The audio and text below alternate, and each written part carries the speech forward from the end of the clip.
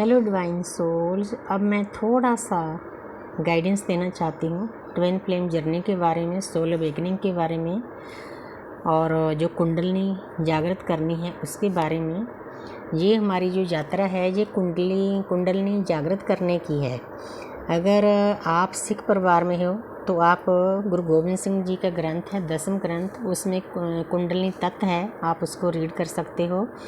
बाकी हर एक धर्म में इसके बारे में लिखा गया है कि कोई भी धर्म कहीं भी भटकाता नहीं है। जो लोग होते हैं इधर उधर बातें करते हैं, हमारी जो संस्कृति है, हमारे जो धर्म है, हमें वो सीधे रास्ते पर लेकर जाते हैं।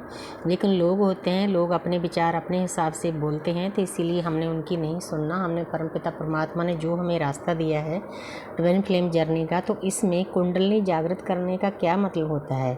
हमारे मेन तो 7 चक्र 7 चक्र होते हैं, लेकिन देखा जाए तो हमारे 114 चक्र होते हैं, क्योंकि हमें भी कहीं ना कहीं से ज्ञान प्राप्त होता है। जो हमें ज्ञान देते हैं उनका मैं थैंक्स करती हूँ। तो यूनिवर्स कहीं ना कहीं से वीडियो भेज देती है।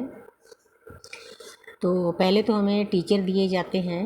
ये कोई दृश्य शक्ति ही होती है जो हर वक्त हमारी इस ज़रूरत को पूरा करती है, मेरा अपना एक्सपीरियंस है। उसके बाद हमें गुरु दे दिए जाते हैं। गुरु हमें जो मिलते हैं वो मिलते हैं जो पिछले जन्मों में उनका साथ होता है, क्योंकि मेरा ये भी अपना एक्सपीरियंस है। क्योंकि गुरु के बिना ज्ञान नहीं हो सकता। एक ऐसी स्थिति आ जाएगी कि वहाँ हमें गुरु की ज़रूरत पड़ती है। गुरु ही हमें आगे रास्ता दिखाएंगे। आगे अंधेरा आएगा, अंधेरा का मतलब भी हमें ज्ञान नहीं होगा, तो वहाँ गुरु का ज्ञान ही हमारे काम आएगा। इसलिए गुरु के साए में रहना बहुत ज़रूरी होता है। तो हमारे अंदर 114 चक्कर हैं, तो 108 चक्कर तो हमारे शरीर के अंदर हैं, बाकी जो शरीर के बाहर हैं, क्योंकि वो अदृश्य हैं। तो आपको पता होगा कि जब कोई भी हम मंत्र पढ़ते हैं, माला करते हैं, तो उसमें 108 ही क्यों बोला जाता है। ये 108 का मतलब यही होता है कि हमने जितने भी अपने अंदर चक्कर हैं, 108 चक्कर हैं, उनको जागृत करना है। जितने चक्कर हैं उतने मंत्र करेंगे, तो एक एक चक्कर का एक एक मंत्र होगा, तो हमारे सभी चक्कर जागृत हो जाएंगे। इसका यही मतलब है।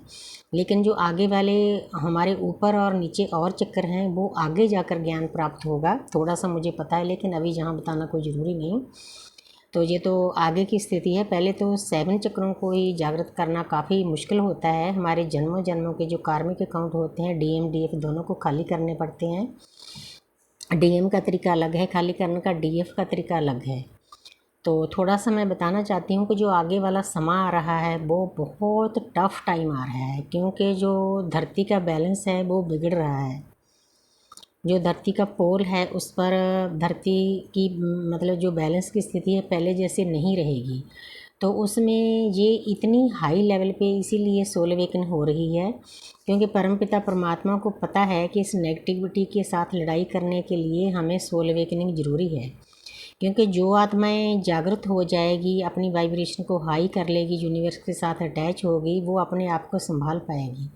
बाकी लोगों के लिए संभालना बहुत मुश्किल हो जाएगा, जो लोग नेगेटिविटी से घिरे हुए हैं। इसीलिए हर एक सोल को थोड़ा सा मैं जहाँ पर गाइड करना चाहती हूँ कि हर एक इंसान को, हर एक आत्मा को अपने 24 घंटे में से थोड़ा सा टाइम 10-15 मिनट मेडिटेशन करना चाहिए, शांत बैठना चाहिए। क्योंकि परमपिता परमात्मा यही कहते हैं कि एक बार बैठ जाओ, उसके बाद मैं जानूँ मेरा काम जाने। उन्होंने अपने आप ही आपको अपने रास्ते पर लगा देना है, क्योंकि हर एक सोल में उतनी ताकत होती है। जो ब्रह्मंड है सोई पिंडे, जो ऊपर है परमपिता परमात्मा का यूनिवर्स में जो हमारा ब्रह्मांड है, उतनी शक्तियाँ हमारे शरीर में हैं। हम अनजान है, हमारी आत्माएं सोई हुई है, इसीलिए इनको जगाना बहुत ज़रूरी है। आत्मा को जगाने का सबसे पहला तरीका यही है, पहले तो अपने आप को प्यार करो, सेल्फ लव में जाओ।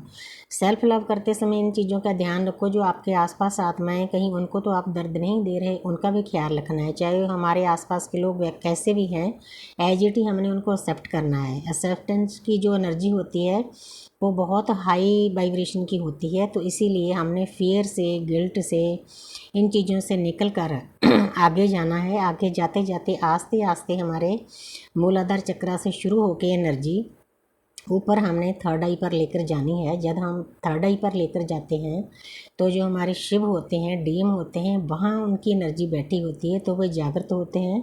तो हमारा रियूनियन होता है, हमारे शिव वापस आते हैं। एक बार हमारी वेकनिंग करके वो चले जाते हैं, बीच में ऑन ऑफ होते हैं, देखते हैं आकर के मेरी डीएफ कितनी वेकन हुई है, कैसी एनर्जी में है। जो ऑन ऑफ होते हैं ना डीएम अपनी मर्जी से नहीं होते, यूनिवर्स के ने उनकी ड्यूटी लगा रखी होती है। वो हमारे टीचर होते हैं, मास्टर होते हैं, अंदर से वो बिल्कुल बैलेंस होते हैं। बस उन्हें हमें सिखाना होता है, आकर फिर हमें थोड़ा कर्ज करते हैं, इनकरेज करते हैं, तो आगे बढ़ जाते हैं, फिर चले जाते हैं, फिर दर्द मिलता है, फिर हम जो उस दर्द की हीलिंग करते हैं, फिर आगे आगे ऐसे करते करते हमारी सोल अवेकनिंग हो जाती है। हमारा ट्विन फ्लेम का तो यही तरीका है। लेकिन हर एक सोल को इस दर्द से, इस जगह से गुजरना पड़ता है, अपने चक्रों को भेदन करके अपनी ऊर्जा को ऊपर ले जाना पड़ता है। तो इसीलिए थोड़ी सी गाइडेंस है, मेरा मन किया कि मैं सभी को थोड़ा सा गाइड करूं, जितना ज्ञान यूनिवर्स ने मुझे दिया है। तो आप रेखी माँ के साथ अटैच हो, अपने एंजल के साथ अटैच हो, तो आस्ते आस्ते आस्ते आस्ते आपको अपना सोल पर्पज पूरा पता लग जाएगा। आप जब अरदास करते हो रात को, तो उस समय प्रार्थना करो यूनिवर्स को, रेखी माँ को, हे रेखी माँ मुझे रास्ता दिखाएं, मेरा कौन सा सोल पर्पज है, क्या काम करूँ। छोटे लेवल पे करो, अपने घर से बैठ कर करो, कोई भी काम करो घर से बैठ कर शुरू करो। कोई बाहर जंगलों में कहीं भी आश्रम में जाने की ज़रूरत नहीं। हाँ, जिनको सुविधा है वो जा सकते हैं। तो जब आस्ते आस्ते आप परमपिता परमात्मा यूनिवर्स के साथ जुड़ जाओगे, सेल्फ लव में चले जाओगे, अपनी वाइब्रेशन को हाई कर लोगे, तो कोई दृश्य शक्ति होती है आपको गोद में बिठा लेगी। तो उसको सब पता होगा कि आपको कब क्या चाहिए। तो वो सभी चीज़ें बस एक बार आपको सरेंडर करने की ज़रूरत है। अंदर से मन से सरेंडर करो यूनिवर्स को, ऐसे बोलकर नहीं कि अकेले बोल दिए सरेंडर नहीं करना। क्योंकि जो परमपिता परमात्मा की हस्ती है, हम एक ही हैं, पूरी प्रकृति एक ही है, हमने वननेस में जाना है, एक ही वाइब्रेशन में है हम। कोई अमीर नहीं, कोई गरीब नहीं, कोई बड़ा नहीं, कोई छोटा नहीं। जब हम स्पिरिचुअल रास्ते पर चलते हैं, अपनी मैं को बिल्कुल ख़त्म करके चलना है। ये नहीं करना कि मैं करता हूँ, बस हर बार कहो यूनिवर्स ठीक है जो आपका आदेश है। तो देखो फिर आपको कितना मज़ा आता है, आप कितने हल्के हो जाते हो। तो यही है अपनी कुंडली जागृत करने का एक छोटा सा ज्ञान मैं देना चाहती थी। तो यूनिवर्स का थैंक्स करती हूँ। Thank you universe, thank you angel, thank you spirit guide, thank you Reiki माँ।